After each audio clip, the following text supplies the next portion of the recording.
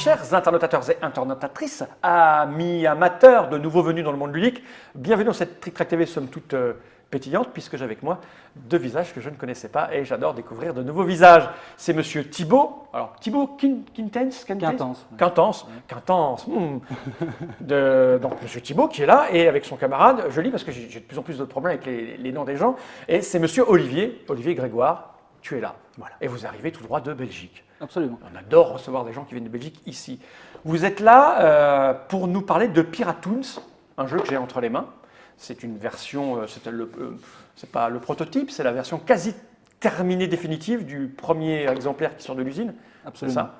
Et donc vous déboulez pour nous expliquer la règle et puis qu'on fasse une petite partie. Mais j'aime bien, quand on ne connaît pas les gens, faire un petit peu connaissance. C'est pour ça qu'on commence par un papotage.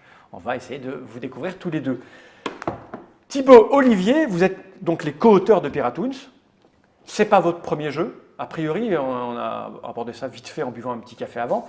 Vous avez créé des jeux mais pour des entreprises, c'est ça, au départ? C'est quoi ce principe? Du serious game, on dit? Oui, c'est le mot que j'utilise aussi, mais qui vient plus du jeu vidéo. Mais donc Acting Games, la petite société que je représente, a démarré en réalisant des jeux de société à destination des entreprises comme moyen de communication, pour partager une valeur. Voilà, et donc, en tant qu'auteur tous les deux, vous avez créé ces jeux d'entreprise? Moi j'ai fait surtout Thibaut. Voilà. D'accord. Pour l'instant, ouais. Bon, il y en a d'autres. J'ai fait d'autres choses. D'accord. Pour la même boîte, parce que tu dis je représente Acting Game. Voilà. C'est pas, vous n'êtes pas l'éditeur, c'est un petit groupe, c'est une entreprise. Non, je représente, c'est-à-dire non, Acting Game, c'est un nom que j'utilise pour réaliser les jeux pour les entreprises. D'accord. Alors, on va être clair. Acting Game, c'est le nom de la boîte. Vous êtes combien dans Acting Game? Tout seul. Ah, tu es tout seul? Ouais. D'accord. Donc tu fais ton business tranquillou, voilà. Tu crées tes jeux. Voilà. Et tu as commencé direct par le jeu d'entreprise? Comment on se retrouve à faire des jeux d'entreprise sans être auteur au départ d'autres jeux? Ou c'est quoi? Comment ça marche? Déjà, pas auteur, mais dans le jeu depuis des années. Et puis j'avais eu l'occasion de créer un jeu dans un ancien boulot que j'avais dans une organisation de jeunesse en Belgique pour sensibiliser des adolescents à la mobilité. Et j'avais répondu à un appel d'offres du gouvernement et on avait gagné l'appel d'offres. Et donc j'avais une première expérience autour de ça. Et je m'étais rendu compte que c'était un moyen incroyable pour communiquer, pour partager des choses. Et donc voilà, ce n'est pas venu de nulle part. Mais ici, il y a 2 ans, c'est plus par contact que je m'y suis mis. Alors, je vais partir un petit peu. Qu'est-ce que c'est que sensibiliser à la mobilité? Alors c'est un jeu qui s'appelle OptiMove et l'idée, c'était donc il lançait un appel à projet pour toucher les jeunes de 15 à 17 ans sur l'utilisation des moyens de transport en milieu urbain. Ok, parce que mobilité, moi tout de suite, handicap, d'accord, sur les transports en commun, etc. Voilà. Ok. Il y a plus de 10 ans. Il y a plus de 10 ans, tu as fait ça? Ouais. D'accord. T'as quel âge? J'ai 37. Ah oui, oh putain, tu les fais pas, dis donc. Merci. Ouais. C'est bon. Ouais, écoute, non, je ne sais pas de pécho, mais non, c'est très. Et donc, partant de là, tu t'es dit, je vais faire ça tout le temps. Voilà. Non, l'envie vraiment ici des dernières années de me lancer plus dans la création, c'est quelque chose. S'il raconte sa vie, on est parti pour. Non, t'inquiète. L'essence, ce qui m'intéresse, c'est l'essence. Donc du coup, elle est passionnante passionnante sa vie. Je voulais bien parler. Je n'étais pas contre, mais je pensais qu'il avait 22 ans. Je me dis, il va raconter 2-3 trucs. Voilà, un chagrin d'amour et c'est réglé. Mais s'il a 37 ans, c'est sûr que. En plus, il a 4 vies en ligne. Voilà, du coup, je perds un peu le fil, mais après un voyage de 2 ans et demi dans le monde à la rencontre de minorités locales en utilisant le jeu de société comme moyen de communication, un projet qui s'appelle Let's Play Together, qui est devenu une ASBL, donc une association 1901 chez vous, je pense, en Belgique. J'ai eu de plus en plus envie de partager des valeurs, des idées, des cultures. Et un des moyens, c'est la création pour apporter ce qu'on a vraiment envie d'apporter. Et c'est quelque chose qui m'a toujours titillé depuis le projet dont je parlais préalablement. L'envie, tout simplement l'envie, du plaisir d'apporter quelque chose dans le monde ludique, dans le monde du jeu, avec le partage, le côté société, c'est vraiment, pour entrer en contact. Et donc tu as monté Acting Game. Et donc j'ai monté Acting Games avec 2-3 premiers projets. Celui-ci étant le 4e, mais un petit peu à part, puisque c'est le premier qui va se retrouver, qui n'est pas du tout pour entreprise, qui va se retrouver dans le milieu du jeu. Mais avant ça, c'était un jeu pour le parc Peridaisa en Belgique, un parc naturel, un petit jeu qui s'appelle AOAO, que j'ai réalisé avec Jim Dratois. Et puis c'est un jeu qu'on a fait pour la Fédération belge de football sur les Diables Rouges. Là, un projet avec Chronic Arts que tu dois connaître, qui retrace l'histoire des Diables Rouges. Et un jeu pour le groupe Deleuze, qui est une grande chaîne de magasins. Et voilà, on a fait un jeu.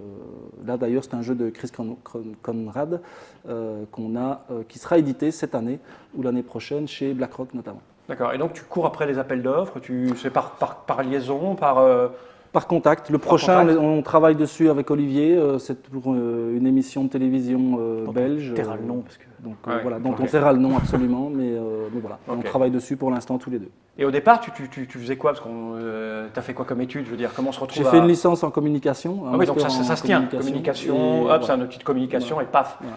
Tu C'est vrai, tu ouais. sombres vers le côté obscur, tu deviens maintenant auteur de jeu et tu finiras comme Bruno Catala, hein, perdu dans la montagne. Et toi, Olivier, comment tu rentres dans cette affaire alors du coup? Parce que toi, a priori, c'est ta vie de tous les jours. Ouais. Et toi, c'est ta vie de tous les jours, non? C'est aussi ma vie de tous les jours. Ah oui. En fait, pour faire rapide, je suis un réalisateur télé repenti. Donc j'ai D'accord. travaillé pendant 15 ans à la RTBF comme réalisateur. Et passionné de jeu, j'ai commencé à m'engager plus socialement dans le jeu. Et puis il y a 3 ans, j'en ai fait mon métier. Donc je travaille notamment pour Ludo SBL, Michel Valingan, Ok. pour ne pas le citer. Et maintenant je travaille dans un service public qui fédère les bibliothèques bruxelloises. Et donc voilà, on fait plein de choses par rapport à ça. On organise des events. J'ai une chronique radio sur la RTBF tous les samedis. On fait plein d'animations de la D'accord. bibliothèque, voilà, plein de Donc choses comme ça. tu vis le jeu. Je 24 vis sur le 24. jeu, voilà, Ouais. 24 heures sur 24. Donc moi, je viens plutôt du côté geek de la force. Ouais. Et puis, dans ma pratique professionnelle, mon but à moi, c'est là où on se rejoint, c'est vraiment la sensibilisation du grand public dans des quartiers pas toujours les plus faciles. Donc voilà, c'est vraiment ça. Et puis voilà, puis j'ai toujours cette fibre créatrice, enfin voilà, toute proportion gardée. Et donc maintenant, je la mets à fond dans le jeu, dans la création ludique. Donc j'avais été primé à Boulogne avec la 6e dimension en 2013. Donc le jeu va sortir sous le nom de Hope avec Morning Players, D'accord. les Toulousains, Ok. cette année. D'accord. Et puis Piratoons, et puis C'est ton deuxième et puis d'autres qui vont partir. plein d'autres projets dans les cartons, notamment avec D'accord. Thibaut. Et voilà. Et donc vous êtes sur Bruxelles. Voilà, tous les deux. on est D'accord. sur Bruxelles, dans la marmite ludique de Bruxelles, il y a plein de choses qui se passent. Et ça, comment parce que j'imagine que quand tu fais des projets pour après des appels d'offres ou avec des associations ou des entreprises, bon tu as le financement, etc. etc. Là, tu es parti d'un projet qui existait déjà via une entreprise ou tu t'es dit, bon allez, cette fois-ci je fais un vrai jeu qui n'a rien à voir ou l'histoire de Piratoon, c'est quoi? L'histoire de Piratoons, elle est effectivement partie de là, c'est-à-dire qu'au départ, c'était la volonté de faire un projet avec une société qui est d'ailleurs reprise sur la boîte, qui s'appelle Fishing Cactus. qui est D'accord. une Alors, je sais peut-être pas bien régler ça. Une Voilà, société c'est là. de création de jeux vidéo. Et au départ, l'envie était de faire un développement commun d'un jeu vidéo et d'un jeu de société. Alors, le jeu vidéo jusqu'à présent n'a jamais été développé et jamais été fait, mais nous on est parti du nom D'accord. et on en a fait un jeu. Ok. Et donc, Et donc- puisqu'ils sont sur la boîte, c'est qu'ils parce travaillent que quand même sur le. C'est eux qui ont fait tous les graphismes. D'accord. Ok. Donc ce sont ces 3 graphistes illustrateurs de chez eux qui ont fait les principaux, principales illustrations du jeu. Mais c'est-à-dire, dans quel cadre vous êtes parti là-dedans? Non, comme ça, j'ai dit un jour, vous buviez des Ça, bières c'est- à Bruxelles, en été. Sérieusement, ouais, vraiment. C'était un peu Moi, l'idée, j'ai parlé du truc à Olivier. J'ai dit, écoute, il y aurait une possibilité de faire ça, voilà, sur ce thème-là. Bon, pirate forcément, parce que le Piratoons, c'était leur nom. D'accord. Et ils avaient l'un ou l'autre crayonné qu'ils nous ont montré. Et puis, nous, ça nous a emballé tous les deux. J'en ai parlé à Olivier. On s'est vu une première fois, 2 fois, 3 fois, 25 fois. C'est-à-dire que les illustrateurs du jeu sont des illustrateurs du monde du jeu vidéo? Ouais. Oui, mais qui n'existe pas un jeu vidéo. Ouais, d'accord. Oui. Donc, il n'y a pas encore vraiment du tout. Et voilà, là, Mais en tout cas, ils ont la matière graphique pour peut-être se lancer un Ah moment ouais, voilà. Ouais, Ben ça, là, en ils tout ont, cas, il y a, d'accord. voilà, et on espère que ça va. Ça serait rigolo dans ce sens-là, en fait, que le Ce jeu, serait- le jeu de ouais. société déclenche le jeu vidéo, alors que souvent, c'est peut-être C'est- plutôt le contraire qui se passe. Ouais, tout à fait. C'est ce qu'on se dit. Ouais. Ok, bon, Voilà. on va peut-être passer à ce que c'est que ce Piratoon finalement. Hein. C'est un jeu plutôt quoi? 30 minutes, 2-4 joueurs, 8 ans, c'est plutôt familial, c'est ça? Ouais. Mais comme vous êtes un peu joueur, c'est un petit familial. Moi, je suis très joueur, plus jeu compliqué. Thibaut peut-être un peu moins. Enfin, je ne veux pas parler en son nom par Jeu rapport à à ça, l'allemande. mais donc on voilà, va ressources. voilà. Oui, enfin pas que D'accord. non plus, hein, mais voilà, j'aime bien. Et c'est vrai qu'on s'est un peu retrouvé au milieu de ça. C'est une belle complémentarité, effectivement, parce que tu as une approche.